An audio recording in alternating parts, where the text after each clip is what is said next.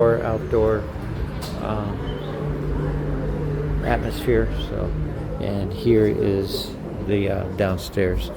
So let me take a seat here and chat with you guys for a second. So it's one of the main streets in downtown Mexico City. I'm not too far from the National Palace, and we are here for a weeks-long meeting with government officials. I didn't get vetted in time, so I got my production team.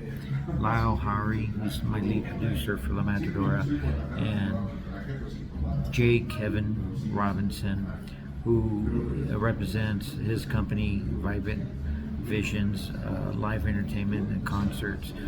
And he's the one that brought the idea to the government of Mexico about a film. And so they invited me to come down here and make a movie. I answered that call, that invite, by creating the screenplay with T.C. DeWitt. I hired him to screenplay, map out, and script out the storyline that I created for La Matadora. And that took only a weekend and a half to completely have a full script. Also, within that 2.5 week period, inside of 20 days, I had not only the script, but the budget, the film shoot schedule, everything done that would take normally a year to put together. We did it in 20 days. So that's how fast the call to action was met when they asked me to come down and make a movie down there. That was in the beginning, first week of March, and before March was over, I had everything done with this project. So if that's not producing, I don't know what is. I mean, people really doubt that I'm a producer. So it will be said by my actions.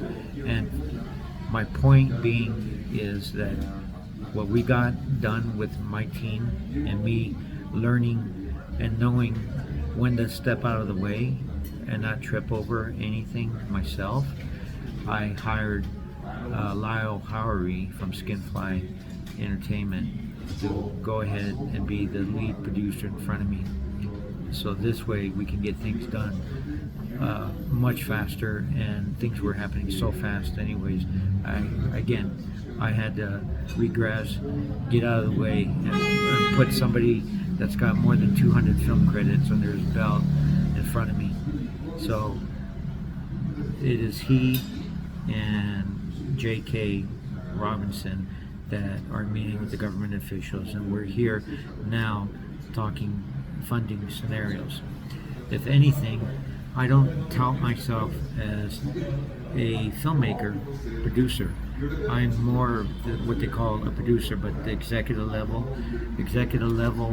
or executive producers handle all the purse strings and finances. I bring money to my projects, and as such, I have a couple announcements I want to make here from Mexico City. So let me just little ambiance here, and get away from all the street noise and go back into the lobby here. So I'm down here in Mexico City all week long, and we are here on a special economic bilateral, meaning the U.S.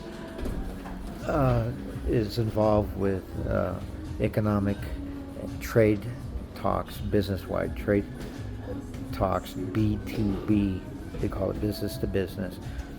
And the idea is to collaborate on things going on in the United States. But one big thing that I'm finding out as I do my research, the film industry is huge down here in Mexico. That's why they asked me to come down here. And it is no wonder why they're getting ready to make money moves and power moves in cinema, and that my feature film is going to be showcased as paving the way for a renaissance going on in cinema in Mexico.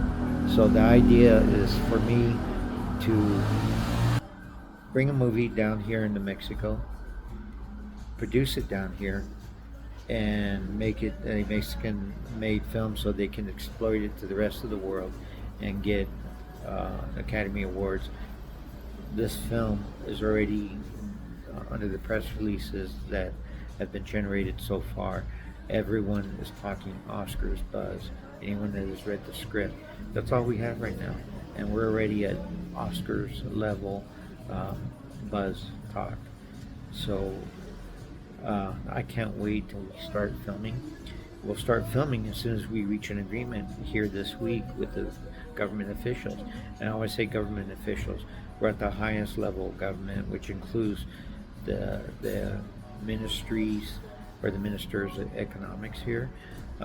They're the ones that have the ability to issue government grants from public funding to sponsor filmmaking.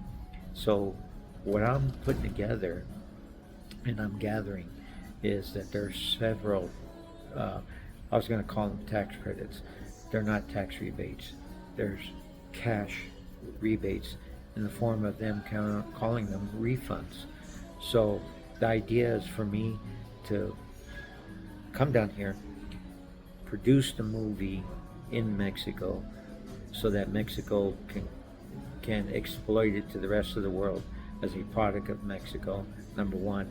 And because of that, I qualify for a grant, government funding. And that grant is just like in the grants that you're hearing in the news back over in the U.S., that the Trump administration is pulling grants from colleges and research abilities. Those are government grants. Those are monies that don't have to be paid back. Same principle here. I get a grant from the government of Mexico and make a movie here. So I'll get that. Then I get incentives to come down here and produce the movie and hire local talent, hire Mexican directors and filmmakers and talent and Mexican film crews. And they're very capable because Mexico is advancing so fast in the film industry. That's why Netflix funded them $1 billion earlier this year. And this is why we're down here.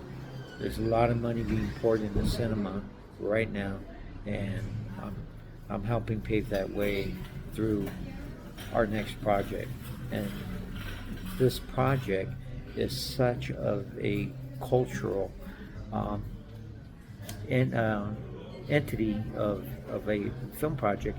It meets all the standards, and it's kind of ironic how I really feel blessed. I really feel blessed that God's hand is in this, because coincidentally, ironically, I've stumbled upon some stuff this year that for 2025 that all I have to do is look up and just praise God for everything that's been bestowed upon me. Earlier this year, I was accepted an appointment to work with Exodus Entertainment Bancorp. That's the company name that I onboarded an appointment for. Get this, my title's dubbed Director of Culture, People and Culture. And it's an interesting title. It took me a while to accept it, but apparently my CEO, Kevin Kinsey from Exodus, gave me that title when he saw a similar ad in the industry from Warner Brothers, the studio. They were putting it out there that they were looking to fulfill a position of people and culture, and he thought that title suited me very well, and it does. And if you think about it, I'm taking that to the nth degree by saying the people and culture director of gives me that ability to be an executive admin at Exodus Entertainment, and yet not to be so lofty or out of touch with the people, but as an executive in the movie industry at a studio, that I have my ear to the ground and I'm at the people level. I'm not some lofty executive, as I was saying. And the cultural part is that I represent that. So my eye and ears and mind are open to what's trending, what's culturally moving in a direction that represents culture, and anything that's rich in this area, I am naturally attracting. So me being here in Mexico, doing the things that are very there's a lineage of ancient history that still prevails and permeates through today in our architecture and stuff. I mean, the United States is coming up on a bicentennial next year of what, 250 years in existence as a government, when Mexico was founded, at least the way we know it today, more than 500 years ago. So it's a little bit older than the United States. So it's culturally rich here with heritage, and I got my eyes and ears open for all that.